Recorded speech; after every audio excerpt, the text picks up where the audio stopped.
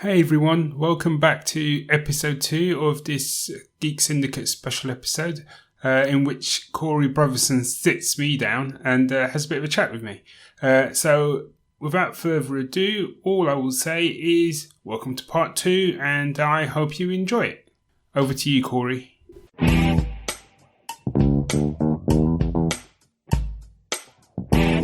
The second book, Forgotten Warriors, is exceptionally dark. Not to put too fine a point on it, it is strikes back to Fallen Heroes Star Wars.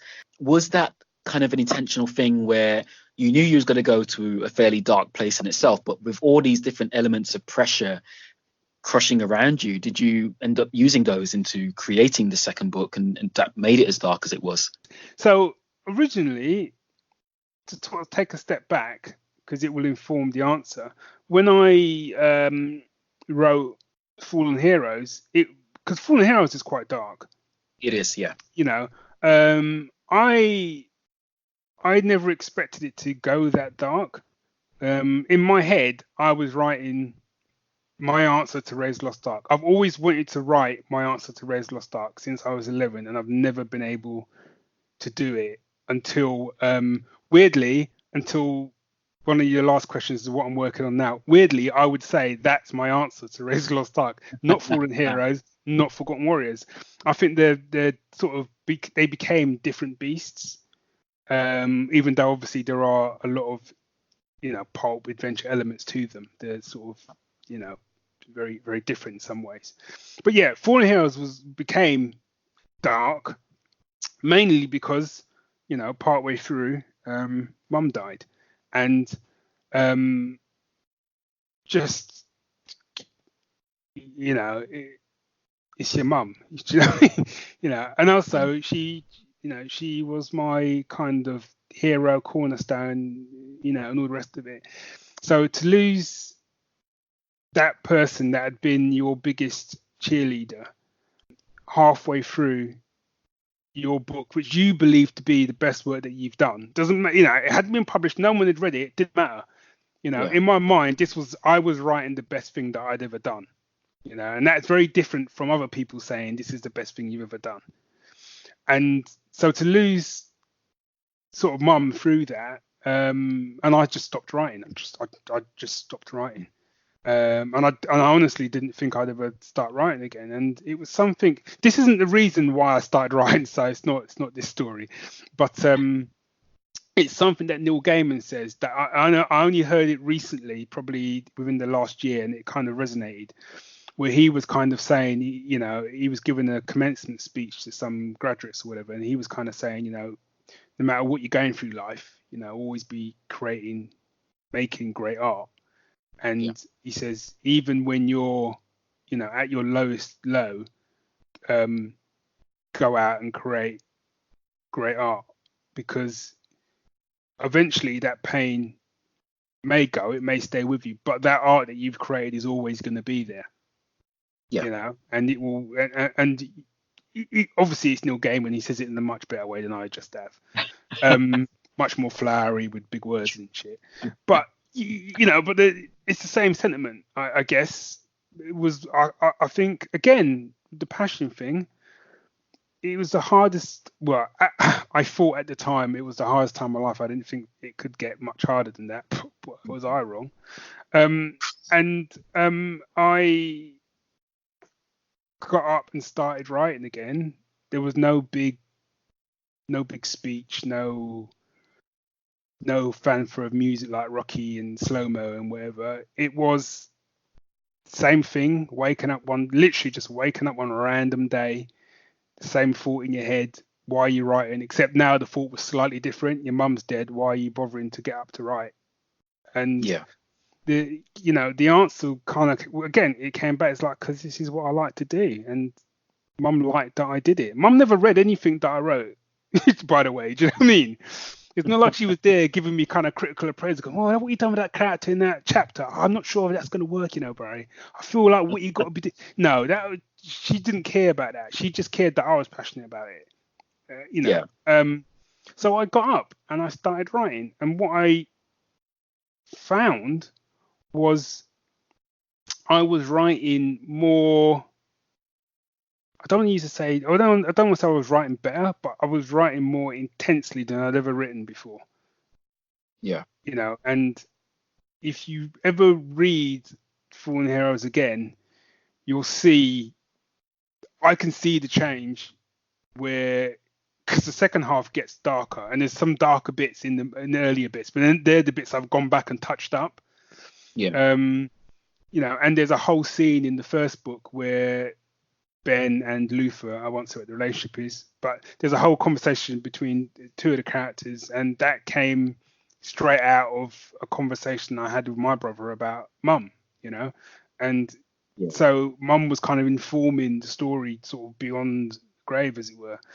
So that made Fallen Heroes a much more emotional and sort of darker book than I'd intended it to be, because that's kind of the place I was in, I guess, and it was a way of helping to write myself out of that place, So when I was doing Forgotten Warriors, I kind of had always got into it knowing that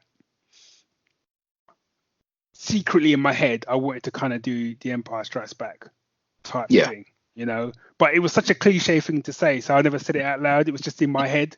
Do you know what I mean? I'm gonna do this. It's gonna be like when people, and in my head, I wanted it so people are gonna read it and go, yes, it's like the Empire Strikes Back. So when people did say that, I was like, yeah, but I had to hold it down and go, well, I'm glad that you see that, that's, yes, I'm glad, But in my head, I'm like jumping up and down, yeah, mother. But again, when I started Forgotten Warriors, it was already a pretty dark book anyway. And then my brother died, and same thing happened.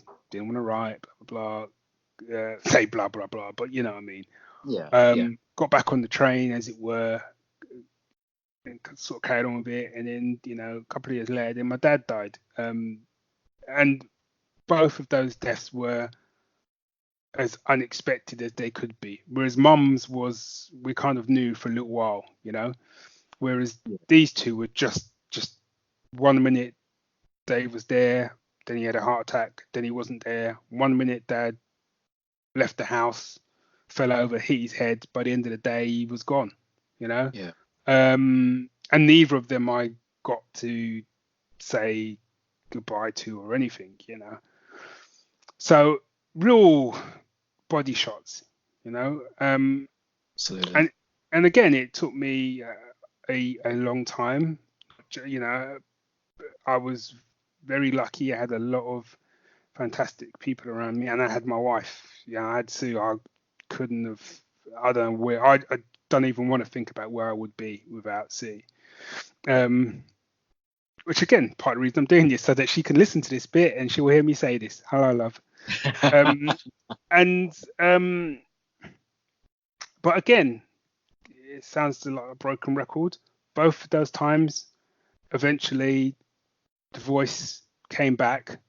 That's what happens. The voice goes. The creative voice goes. It's just maybe it's there all the time for some people. For me, it doesn't, which is probably why it takes me such a long time to write a flipping book, because my creative voice just ebbs and flows. But touch wood, it always comes back, and eventually I'll just wake up one morning and I just go, I need to write something because it's fun. And people can give you all the advice in the world about writing, but there generally is no better advice than just writing. Everything else you can kind of find out. You can go online, find stuff out after the fact, but when you've got that shit written down, and certainly when you've got that first draft written down, and they're right, first drafts normally are pretty shit. But I look at that as the first draft is your block of that's your block of stone. Do you know what I mean? That first draft is you getting the water, getting the cement, making that block of stone, and then your second draft is you chipping away. Do you know what I mean? To make that statue. And sometimes you can do that all in the second draft. Sometimes it could be all 7 drafts, and I'm like, okay, now we're getting somewhere. But without that block of concrete, you're nowhere. you know. And I think it's the same with most creative. Same thing if you're doing any kind of artwork or drawing. I've done drawing back in the day, blank page. But at least if you start and you're drawing something, you got something to work with, you know. Yeah.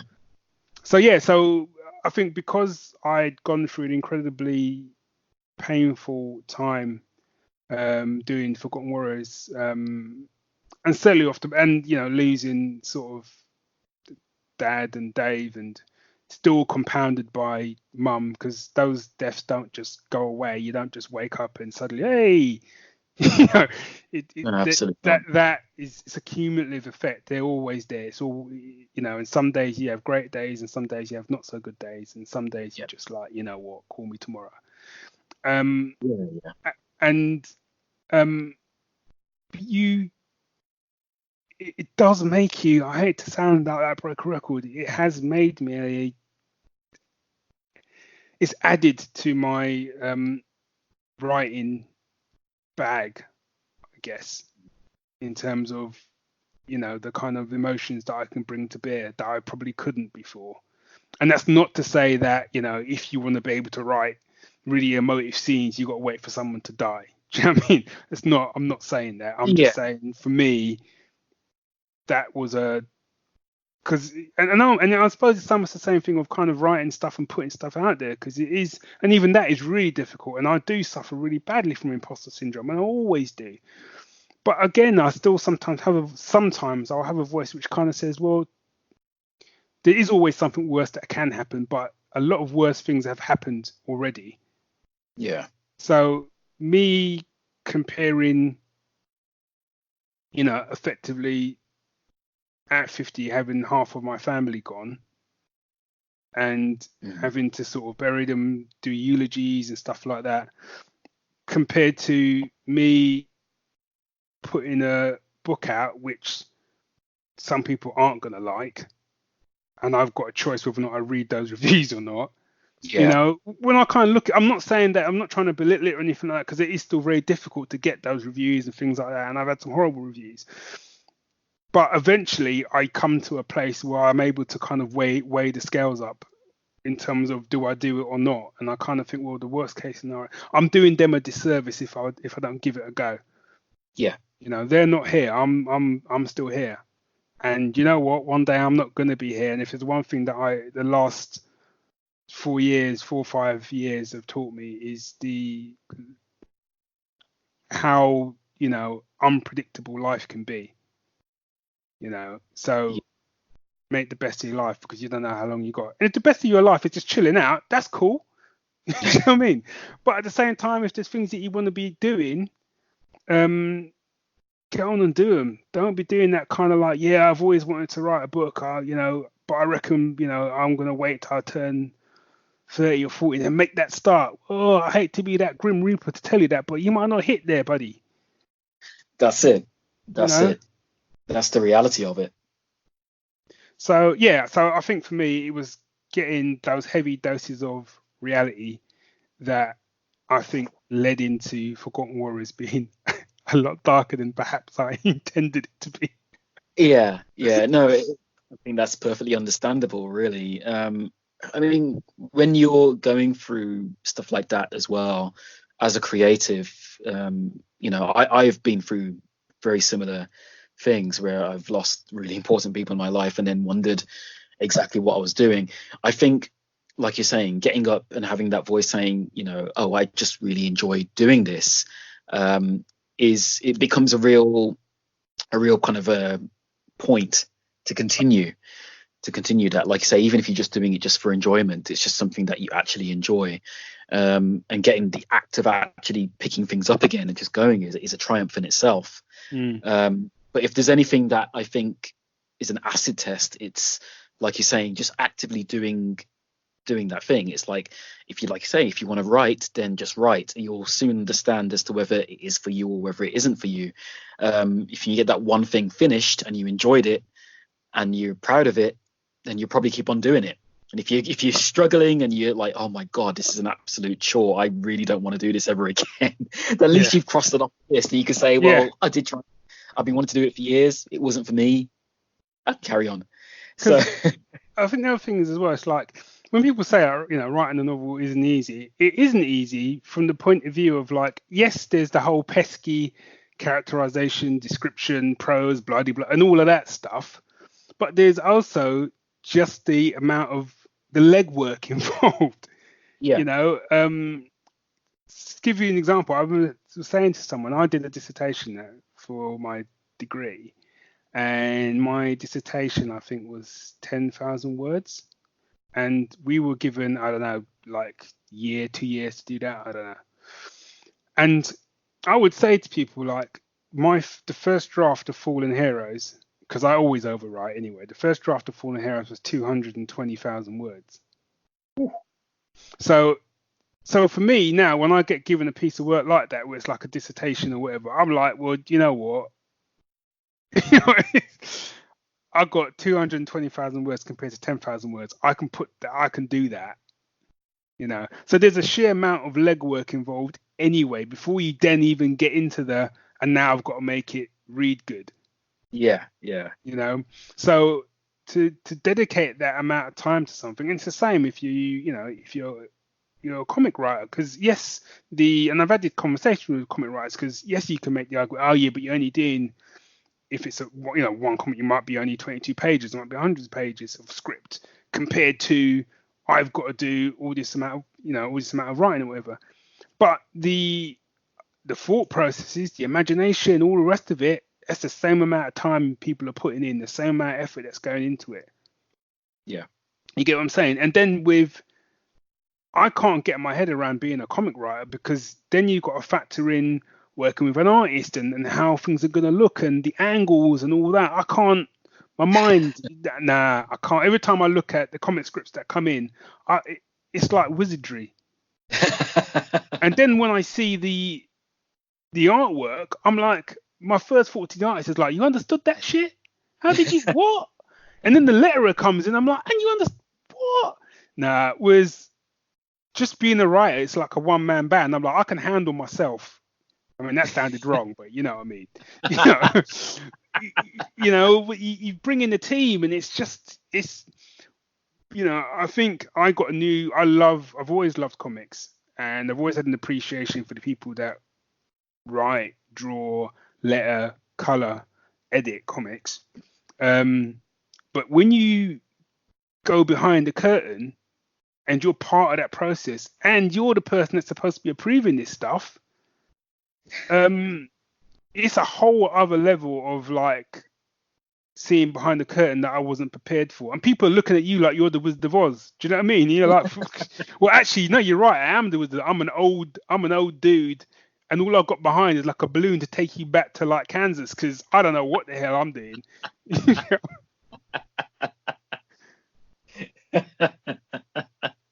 It is a strange, arcane kind of process, but I think a lot of people, when they look at different mediums, they probably have this similar sort of thing. I look at, like, I was reading an interview with about Neil Gaiman's experience on Good Omens, because he showrun it, and he says, yeah, it was an experience. I'm never going to do it again, because he was having to do all these different things and get up early in the morning, go really late to bed at night, and manage 1 billion people.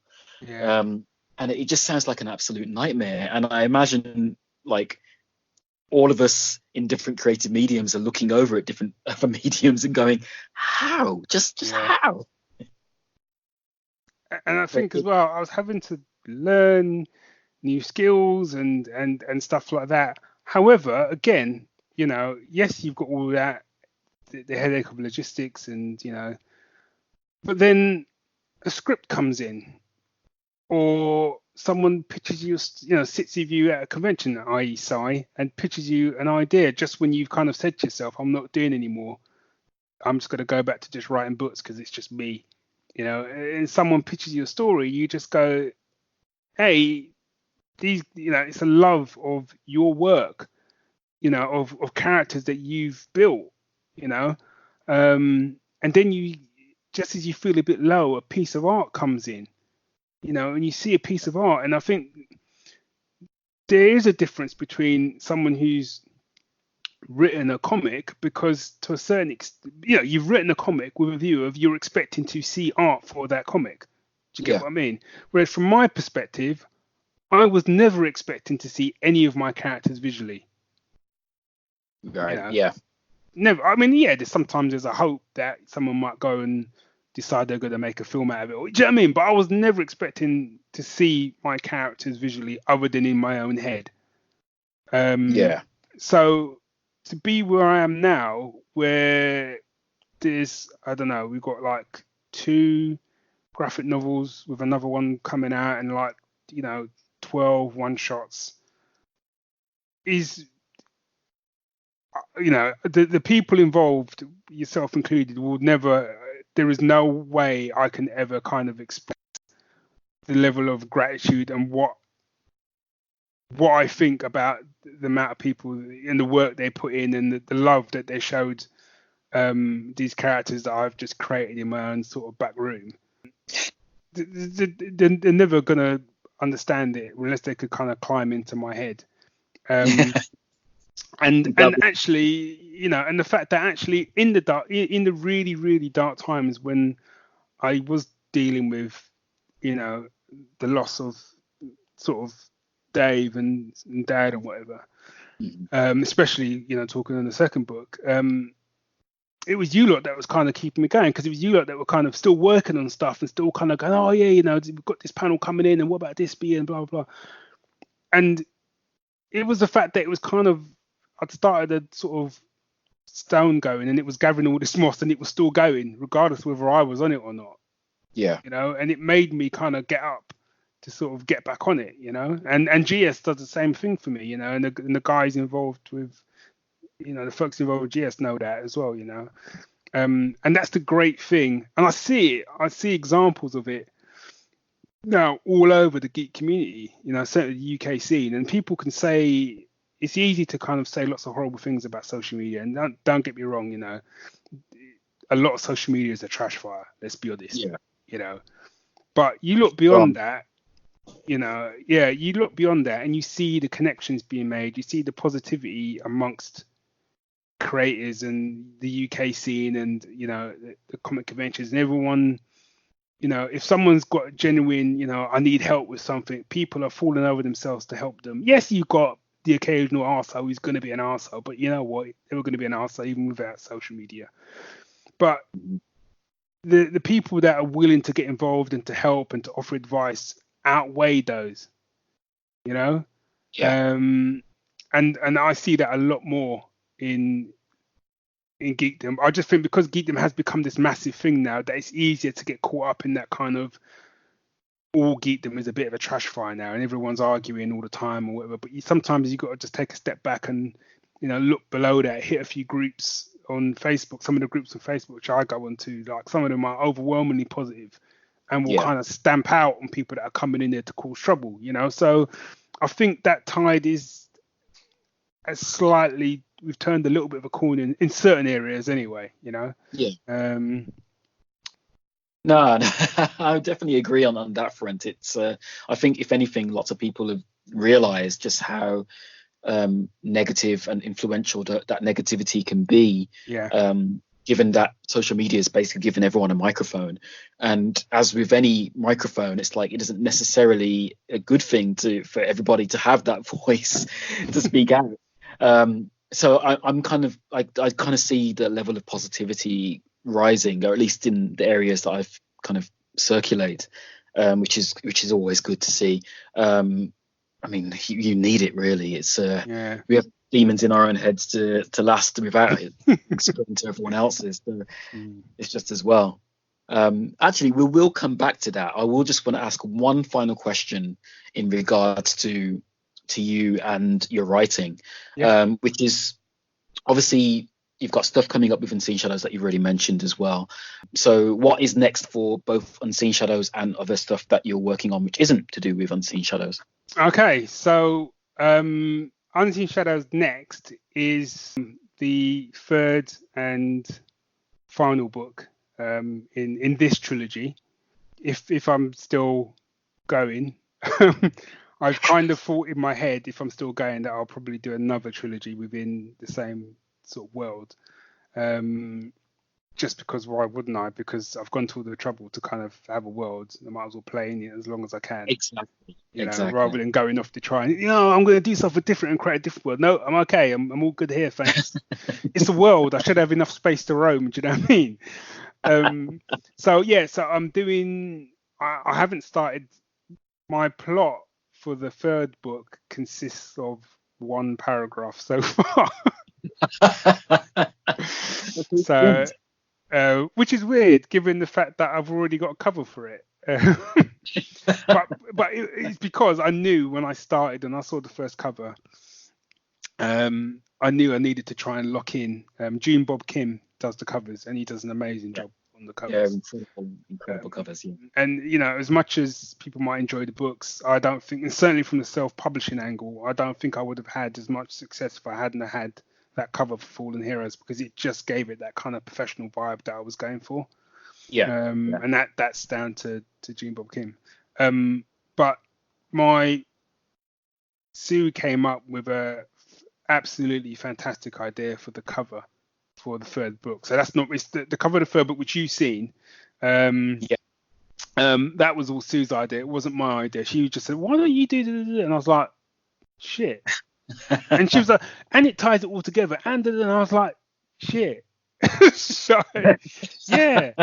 And then I pitched it to sort of June Bob, and he was like, yeah, no, I'm on it. And then I had to have this mad sort of 2 months where I was trying to find different actor and actresses references for all the varying characters on there to sort of pass across to him and stuff.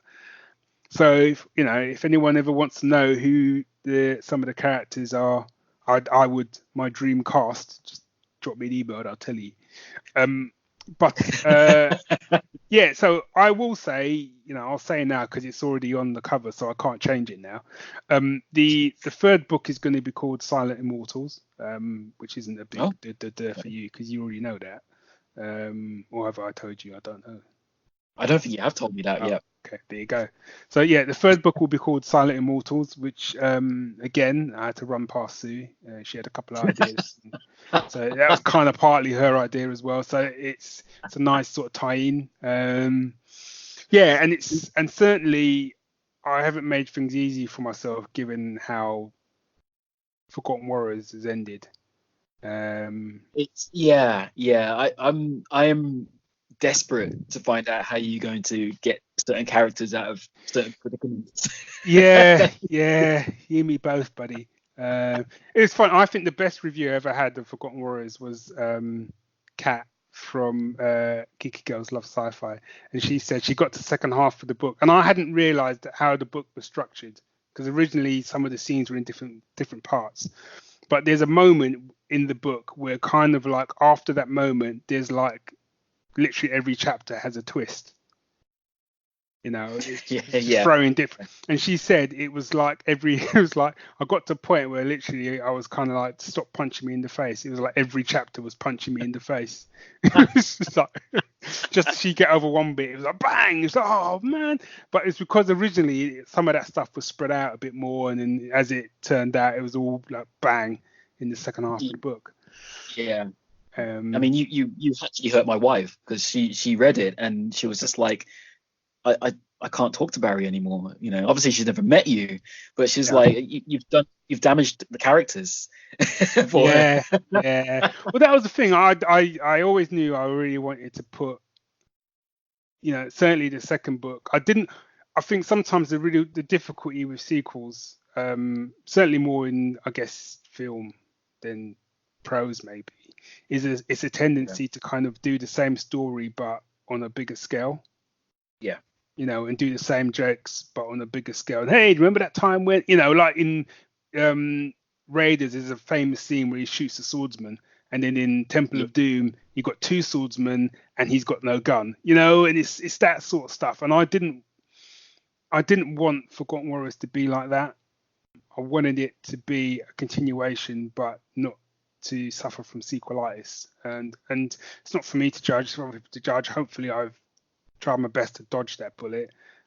And I think part of it was by throwing him into the ringer and But what's really interesting on a real side note is my going full circle. My brothers have read Fallen Heroes and Forgotten Warriors, which is probably the biggest shock ever to me. Certainly my brother Danny, he won't mind me saying it, he doesn't read. He's not a reader. And he only reads them on holiday. He took Fallen Heroes on holiday, and then he always goes on holiday with a group of families, and they're all saying like we couldn't get him to come down for breakfast. He was just reading a book the whole time, and kind of talking to him about it and knowing that, and I was kind of throwing questions at him to make sure he'd read it because I didn't believe it, and that was probably the biggest moment, really. Not signings, not best-selling, whatever, or people wanting to, turn it into film or anything like that.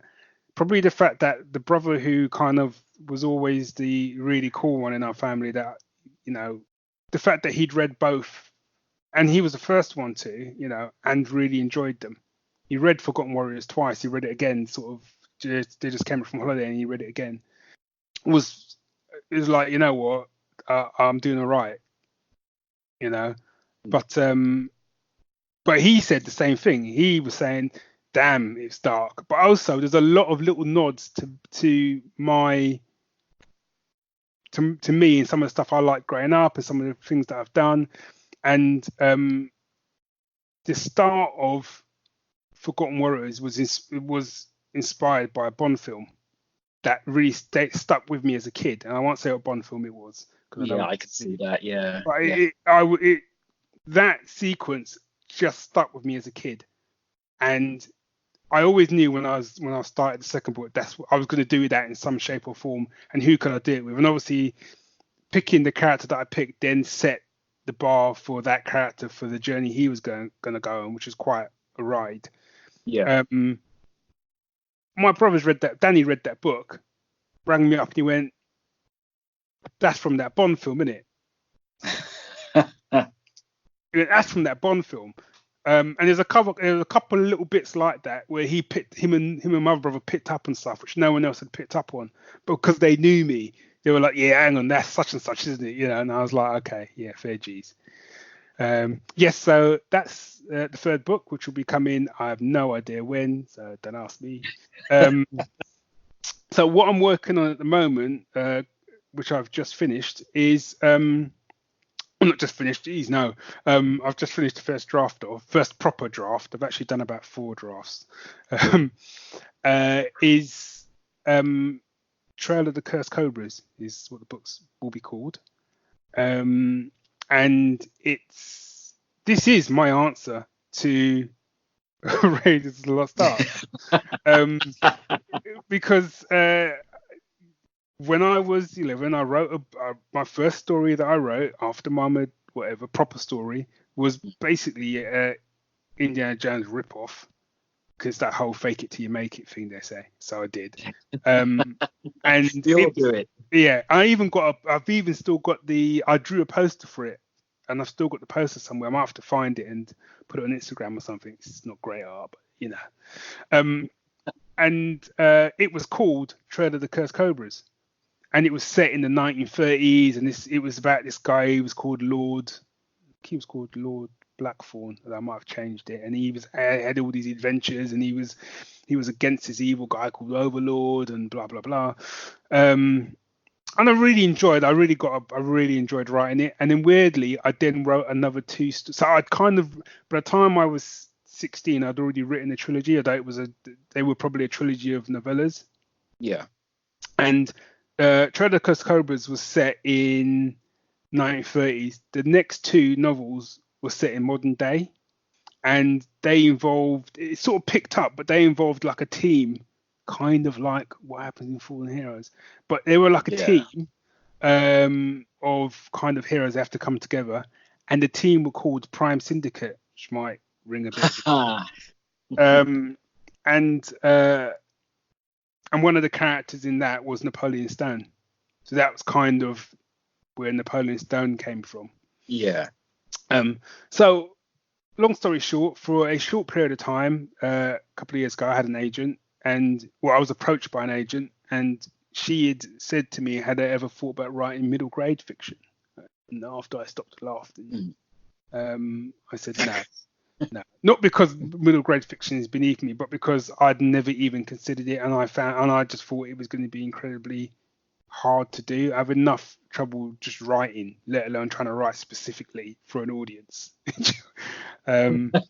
But she said, well, I think you might be good at it. Give it a go.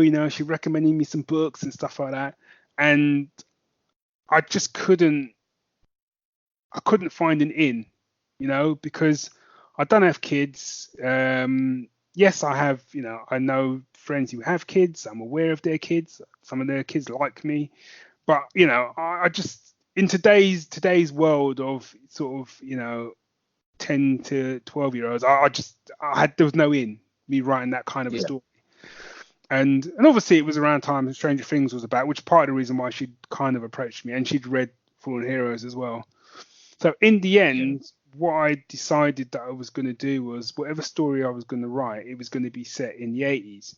And not because of Stranger Things, because that's the done thing, but it was because that was when I was 11, 12.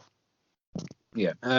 So I knew how life was back then, being 12, being at school, the sort of language that we used and all the rest of it.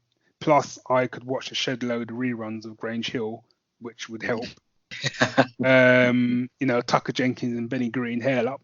So I could watch all of that to get my mind right, which I did, and then as I started to sort of put the story together, I knew I wanted to try, because what she was after was a kind of Indiana Jones type vibe anyway, which is kind of why she'd come to me. And it took me a long time again to sort of find my in, but I do feel it has that kind of indie vibe to it.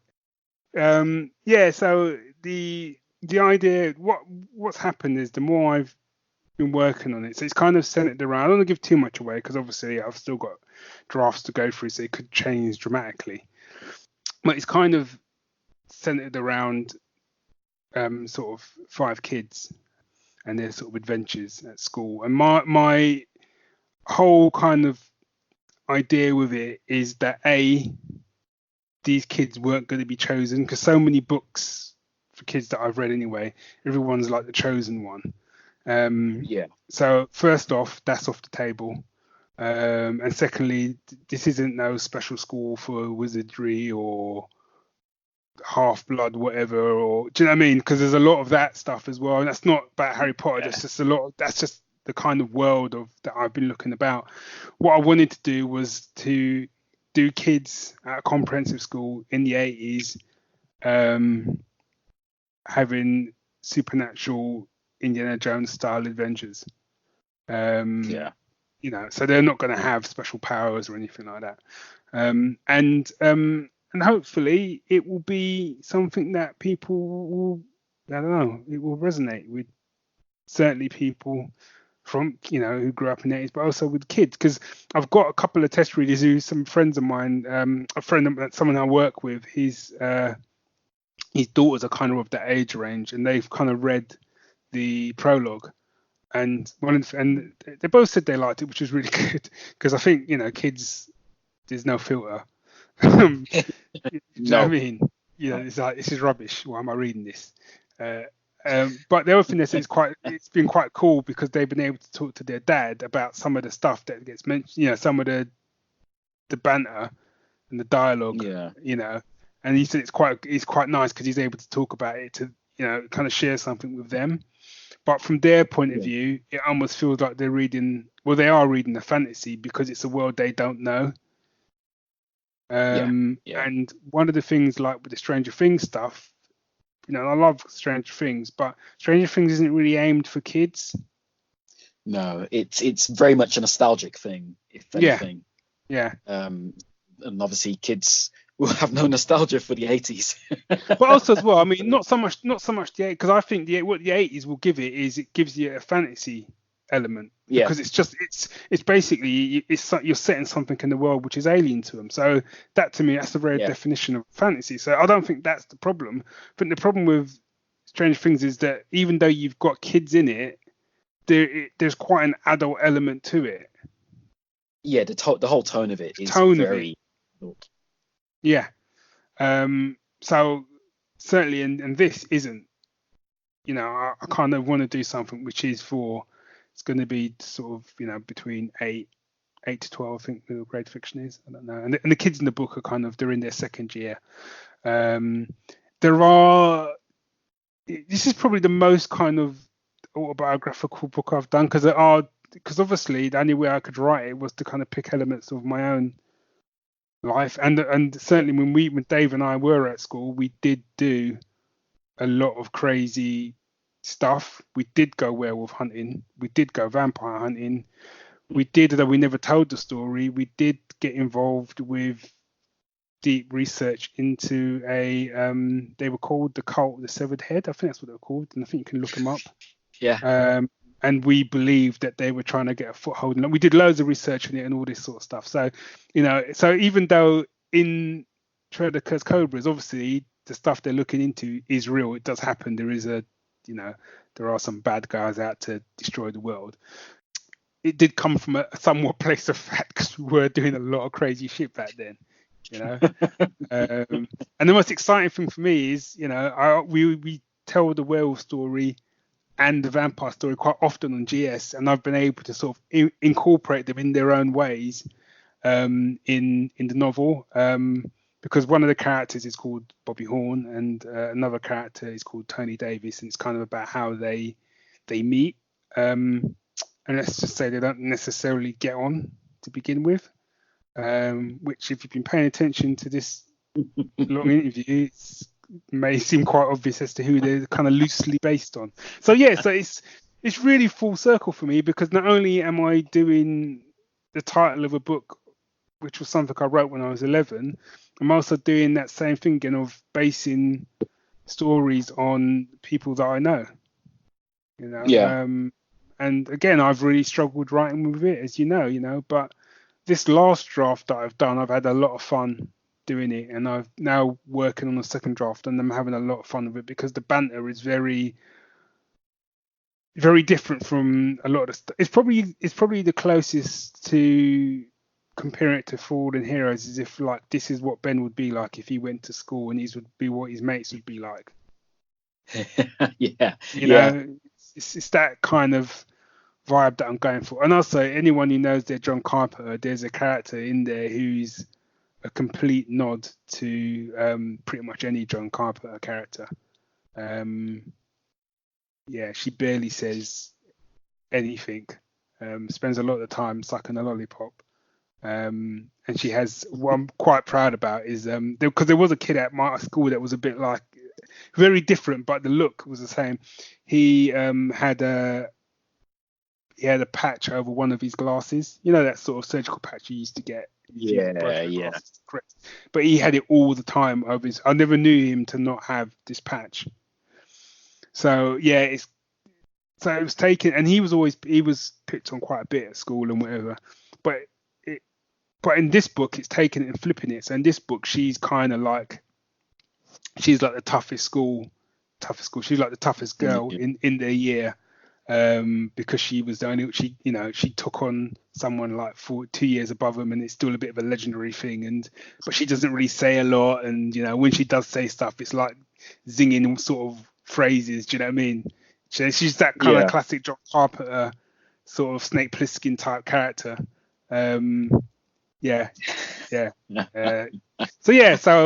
that's my writing pretty much covered off, really. So hopefully, I don't know how much longer it'll be before that's finished, and then this one I'm probably going to attempt to find an agent for and a publisher, because one of the other reasons why she pitched it to me was because she gave me some ridiculous stat of something like there's 1% of children's fiction has a protagonist which is a person of color. It's something like that.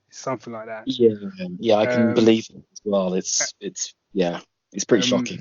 Yeah, and then she sort of said when you even get into the sort of idea of, you then look at the stories as well which do have them, and it not being, and them being about the fact that they're a person of color. That's one of the drivers of the story. that she was saying was actually, she was saying a difference. And she said she got that from reading Fallen Heroes. It was a difference of yours. I read Fallen Heroes, and even though it was a diverse cast, you made no real reference to the fact that it was a diverse cast, and that's kind of what she was looking for, you know, with doing this. And with Trail of Cobras, as I said, the 5 kids, the three points of view which flip, which are Tony, Ada, and Bobby. They're all black. Ada's Nigerian, Bobby and Tony are Jamaican, or you know, they're all British born, but that's where their descendants is. Nikos, who's the John Carpenter character, she's Greek, and DJ's white. And he's kind of like the sort of comic relief, you know. So the main sort of points of views are Ada, Bobby, and Tony, and that was a conscious thing that I did, but that's the only conscious thing that I've done, if that makes sense.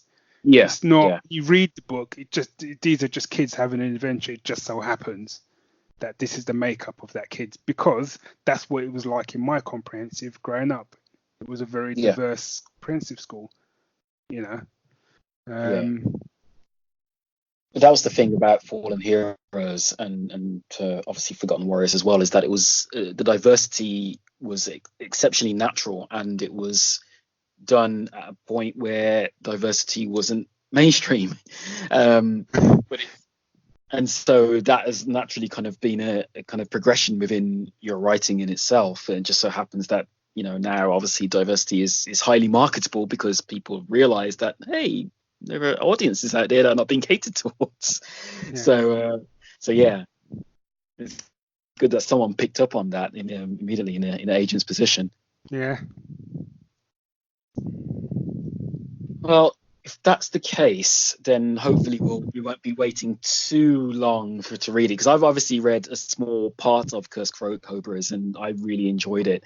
So fingers crossed we'll be seeing that sooner than later. I mean, so there's no pressure.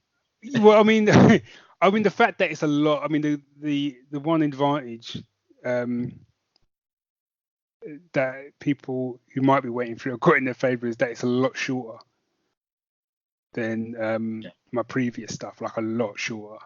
So that has made it a lot easier to sort of work on, to kind of get through the drafts, as it were. And my plan is to pitch it around a little bit, see how I do. If I don't get anywhere with it, my plan is to I'll self-publish it. I'm not worried about that. Well, given that we're kind of now towards the tail end of things, I just want to kind of I guess flip things on their head and reverse it entirely. Given that last time you interviewed me, you put me on the spot a little bit and asked me to what 3 things I'd like to change in the British industry. Now, I won't, the comic book industry, and I won't put you entirely on the spot with having to name 3 things, but I will ask you what main thing you would like to change. Is this in the comic scene? Yeah. I mean, if it spills out into the geek scene in general, then feel free to dovetail it in. But I mean, given that you're associated with the entire scene itself, so. God, I think one of the things I'd like to see in the comic scene, certainly in the sort of UK scene, is kind of twofold. I'd like to see the love trickle down. So I guess from that, in that, not just Marvel and DC, but there's a lot of money being made at the moment from comic book films. You know, so I'm not turning this and we need to see more comic book films. I'm not saying that's a different conversation. I'm talking about comics specifically. And you know, you've got comic shops closing down left, right, and center. You've got people constantly talking about how can we get, you know, people more interested in comics? How can we, you know, flip the narrative and stuff like that? and I'd like to see that get tackled head on. I'd like to see more money, because a lot of it comes down to money. Yeah. Whether or not you like it or not, a lot of it does come down. I'd like to see more money getting pumped into the UK comic scene as a whole. Yeah. Be it from the big boys, because a lot of these sort of creative people either stay in the indie scene, or they end up in working for DC, Marvel, Dark Horse, whoever, or they flip between the two. So it is still, we're all in the same boat, and what you hear is these ridiculous amounts of money that films like Endgame and stuff that's being made, but how much of that money is being trickled back in terms of advertising for comics? And again, not just DC and Marvel, but the comic medium as a whole, because obviously if we all, it's that whole kind of the tide floats all boats up. Do you know what I mean? Yeah. And, I'd like, so it is little things like pop-up stands outside of the latest release, putting more money into comic shops, and also looking at taking a real good look at comic shops and seeing are there different ways to do things.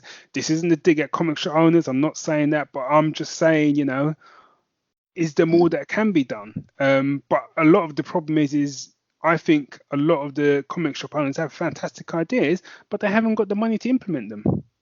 Yeah. Do we need to have someone have another crack? I hate to say it, because it's such a poison chalice, but another crack at a comic awards show, or some sort of comic awards. But again, really doubling down on it, putting money into it. I know we've got they've got the Eisners, but some sort of UK equivalent, but putting the money into it, having it somewhere, I don't know, swanky. Making people might not like it, but making people sort of put a nice outfit on to go into it, get impressed down there. And I think so much of what's got to be done is in your comic, your person with disposable income, right? Is you got to change the narrative in their head, because for a lot of those people, the narrative is still in this country, comics equals children. Yes. Comics. It's not even about trying to sell comics to them. They're already switched off, because comics aren't for me. I've got my kid, I've got my kids with me, so sell them a comic, but it's not for me. But it's been something we've been battling against pretty much since we started GS. It's just trying to promote this idea of comics as a medium, and comics can cover so many. Well, it can cover any genre, any subject you name. There's a comic out there that's already doing it, and it's these sorts of things that need to be highlighted when we have films that are coming out that aren't capes and tights, that are kind of smaller sort of films, but happen to be based on a graphic novel. They need to be shouted from the rooftops that this is a graphic novel, this critically acclaimed, drama or whatever it was. This is a graphic novel. It has, or graphic novel, comic, whatever you want to call it. They have merit, and you know what? There's thousands upon thousands of more titles like this.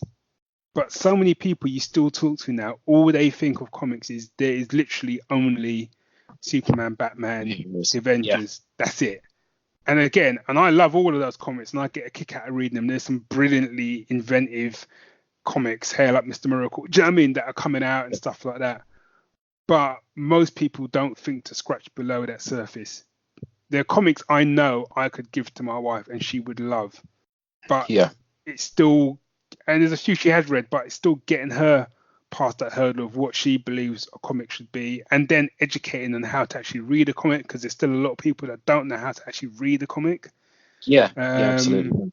And it's that sort of stuff. So that's what I need to say. It's probably more education is what I see to come on the increase, I guess.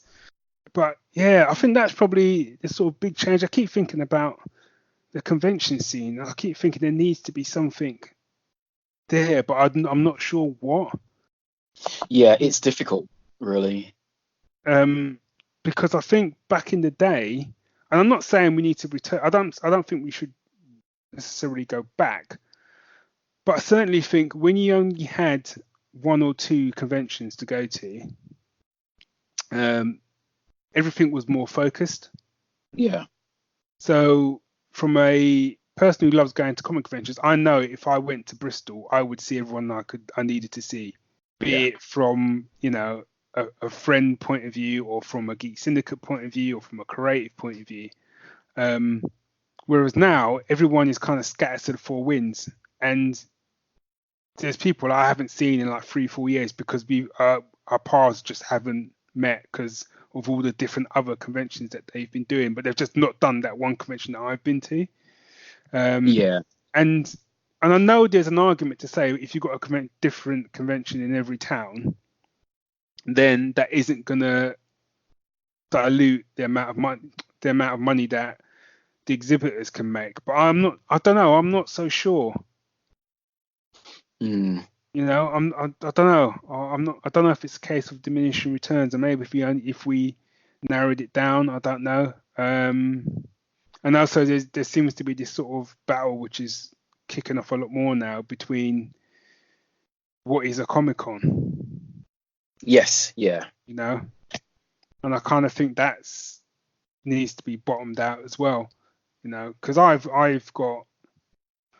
I think it depends what day you catch me on what I think about it. I still think there are, to me, I like the idea of being told I'm going to a comic convention, and when I go, that comics are the focus of that convention. yeah, Otherwise, why have comic in the title? And I know there's arguments for that, but I'd rather you just tell me it's a pop culture convention. I ain't got a problem. Do you know what I mean? yeah, yeah, Of which you're focusing on films and TV and comics and games and the rest of it, but the collective, it's a pop culture yeah, convention. And then when you've got a comic convention, in the same way as when you go to a book convention, yes, there is still a little bit of crossover. Yes, if you go to a book convention, there are still people that have comics, and obviously I've taken my novels to comic conventions and no one threw me out. Could still yeah, happen. But yeah, so I don't know. I feel like we're on a bit of a tipping point for more change. I yeah. It hope does so. feel this way. Yeah. But I also think, as well, I said, there's a lot, the amount of comic podcasts now, and just the amount of podcasts in the geek culture world. So, before you even just looking even at the UK, it's crazy. I'm like tripping over pop culture, Yeah, podcasts and comic podcasts. There's loads of them now, and I think that's a fantastic thing. I also think we who run, geek websites, it's really easy, and I'll put my own hand up as well. It's really easy to just do the big news. yeah, I mean, let's say there's 2,000 geek related UK websites.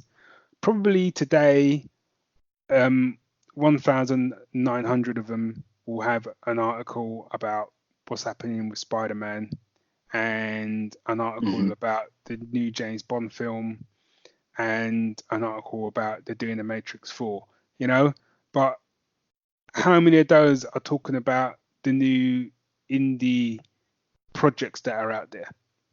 yeah, You yeah, know, exactly. I'm not, as I said, I'm not calling anyone out because I run the GS website, I run the GS team, so they take my lead and things and stuff like that, and we get most stuff we get inundated with is a lot of it is mainstream stuff, and we do get indie stuff as well. But even I sort of have to sort of look at what I do and try to sort of go, actually, no, I need to be looking out for more indie stuff to promote because I'm an indie Yeah, creative person myself, and I know how hard it is to get the work out there. But also yeah, we clamour on one hand to say, oh, I'm tired of reboots, I'm tired of sequels, I'm tired of the same old. Whereas the amount of creativity that is out there, like banging at a lot of these big website stores, I know because I've been the person banging on them for my own stuff, that aren't giving you a look in, because their sort of lists are, we're dealing with the big boys, we're dealing with the big stuff. We're not really that interested. You're not really going to get us the hits. Yeah. So we're not really that interested in you, unless you've got a hook, which is why you do end up finding that people will throw hooks on their things. You talk about the diversity thing earlier on, but I made a conscious decision that I wasn't going to promote my stuff with a diversity angle. And some people have said that probably was a mistake, because if I had sent things off for review with a heavy dose of this is, diversity, these are whatever characters and blah blah blah, strong female character, and all that, I probably would have at least got a foot in the door. I don't know, maybe that's on me, I don't know, but I know that I'm not going to change that stance, because I believe that if you read the comics, you read the novels, listen to it, it becomes apparent. And it should be, I mean, Dave and I always use this term stealth diversity, and it was one of the things, and we spoke about this, and it's this whole thing like with panels, and having, and we both know this, the only time we would normally I used to get invited onto a panel was it was a diversity panel. Or there was some link to diversity. I mean, I kind of managed to kind of, show them my way into a couple of other ones, and some people were kind enough to, let me have a panel, But Dave and I were involved with a convention, once the convention was, and we put together like a list of panels which people came to and people enjoyed. What people don't realize is that behind the scenes, Dave and I decided, along with the show organizer, that we were going to make all of those panels diverse. We just made that decision. That's how we were going to do it. We never made a thing about it. We didn't put out press releases. We didn't tell anyone. We just did it. And you know what? Not a single person, not a single website who normally would comment on these things commented on it. So I don't know whether that's a good thing or a bad thing. Do you know what I mean? And we got people that, and even the panels themselves weren't about diversity in any shape or form, even though the conversations may have gone that way during the panels or whatever, but they were just creative people that we had all brought together for the panel ideas that we had. The only difference is that in our minds, we wanted to make those panels a bit more diverse than certainly what we had been seeing.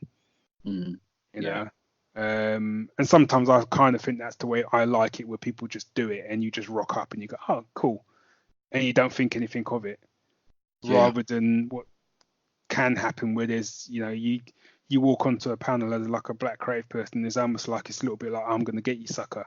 Where there's like a back, you know what I mean? And you kind of walk in, hey, Bray, who knows? Yeah, that's my theme tune, you kind of walk in and and it's black creator coming through. It's like, look, man, I just want to give me a chair, let me sit down.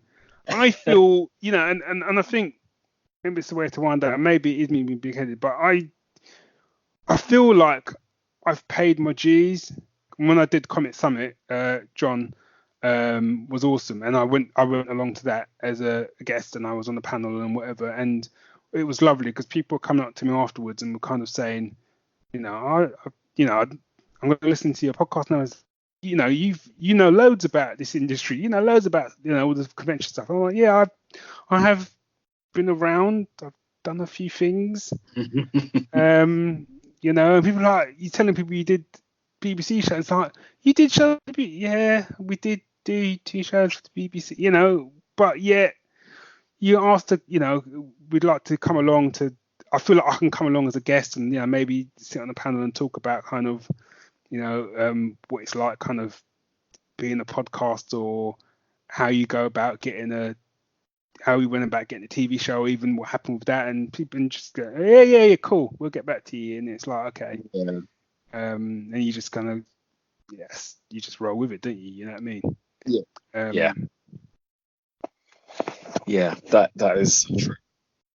But again, for every one of those experiences, there's many. I'm trying to bring it back around, but every one of those experiences, there's many experiences which just go to show you what an awesome place the UK and the geek scene is, really. Yeah, which is what ultimately you would hope would be the case on the grander scheme of things. Yeah.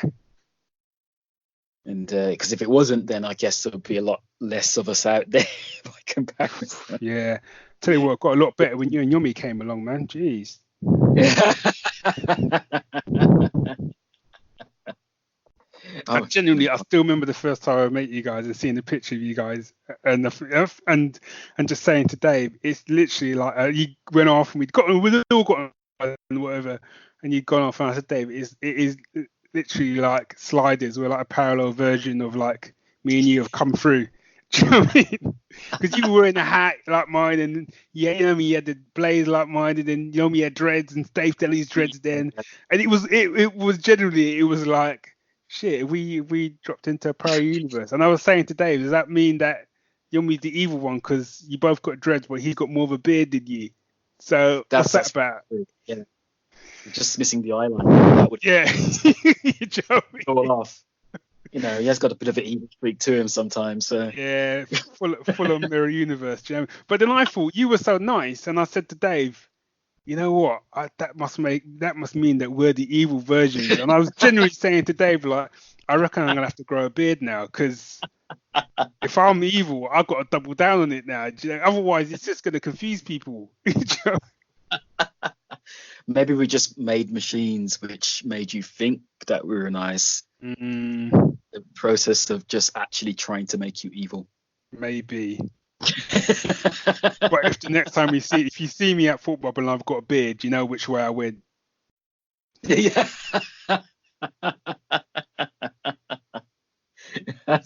Well, I've actually got one as well, so Yeah. that'd be even.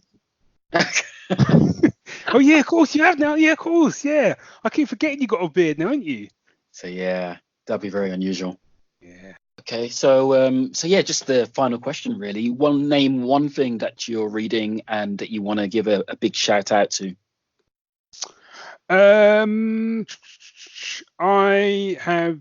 It's a difficult one because I've just finished it, and I was talking about it on Birds of Geek episode, so I'm actually not going to do that one. I'm going to look. Yeah, the thing that even though I finished it probably last month, the last sort of 6 months or maybe even 7 months, Dave and I have been in a running battle to read all the BPRD. Oh yeah. From Dark Horse, and I think when we very first started Geek Syndicate, and the comic that kind of I was loving, which is part of the reason why we started Geek Syndicate, was Planetary by Warren Ellis. Yeah. And again, that kind of informed a lot of my work on Fallen Heroes. It was always at the back of my mind, I think, when I was doing it. And I didn't think I'd ever find something that would kind of give me that same vibe that I got from Planetary that I loved, until I'd read a couple of I've read all of Hellboy, and I'd read some of the BPRD, but out of sequence. And there was so much, I just didn't know where to start. And then David rung me at Christmas to say that they were doing a sale on Comixology, and he'd started, and he was like, B, you got to get on it, man. This is your comic. You got to get on it. And he was just like proper on me. So I went and bought a load of the trades because they were like going quite cheap. And I rinsed through them over Christmas. And and then I got ahead of him with what I was buying. And then I said, yeah, I'm now on this trade. And then literally like 3 days later, he's like, yeah, now I'm on this trade. It just got like this whole one-upmanship to get through it. But I've now finished, and he's still got I don't know, he's about 3-4 trades behind. So yeah, bitch. However, do you know what I mean? I'm now gutted because I've finished them all. But I've got to say, obviously, there's a lot to read. However, for me, it was one of the most fun rides I've had in comics, reading those,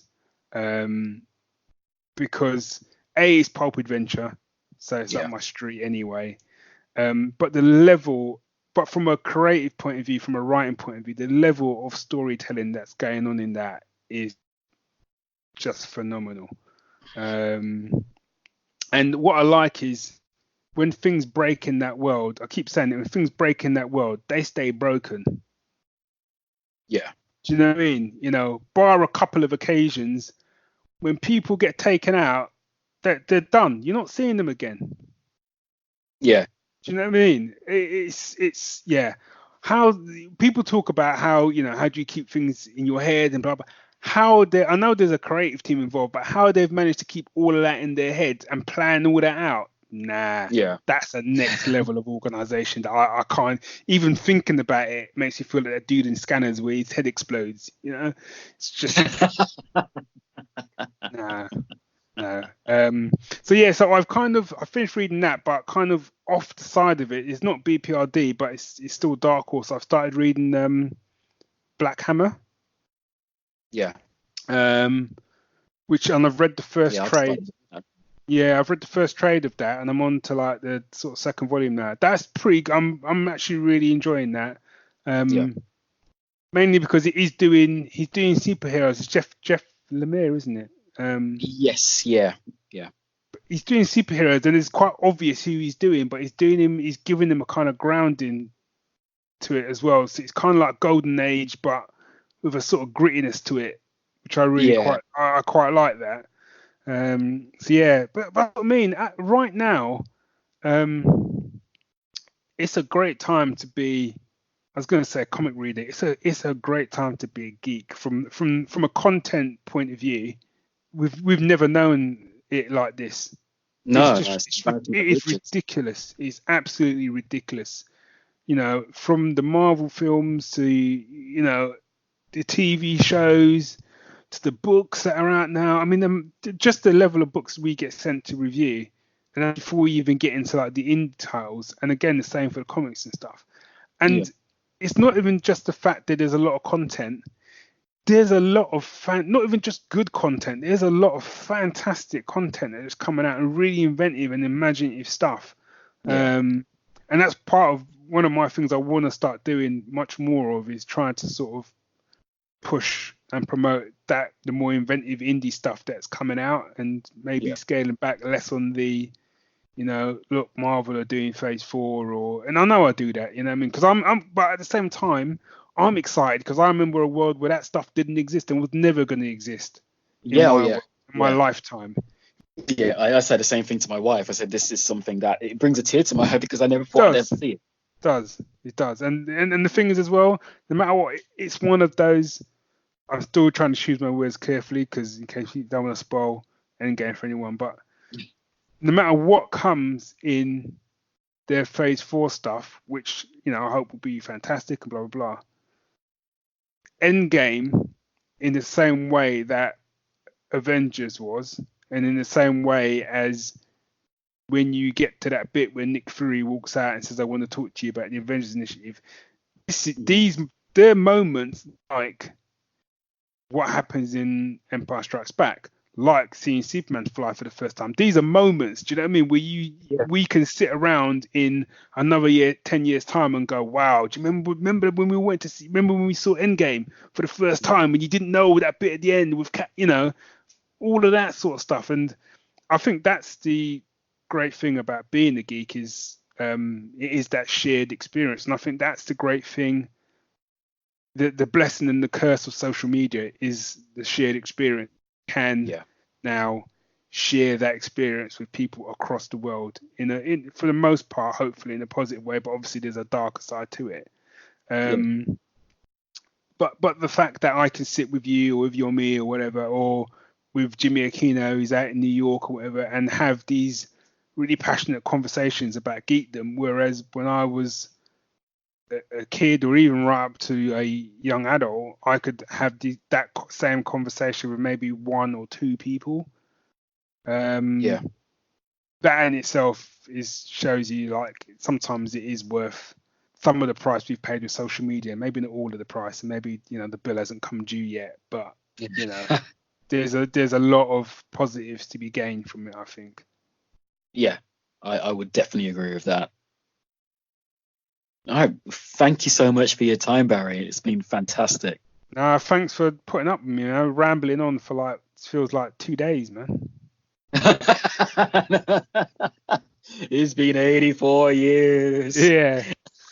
That has been awesome. Thank you so much for being so open as well. So I'm sure a lot of people would actually appreciate getting to hear the different side of you. Yeah, I hope people, I don't know. I don't even know what I hope people get out of it. Do you know what I mean? I hope people have just survived it. That's the best way to look at it. Survive 2 hours of listening to me.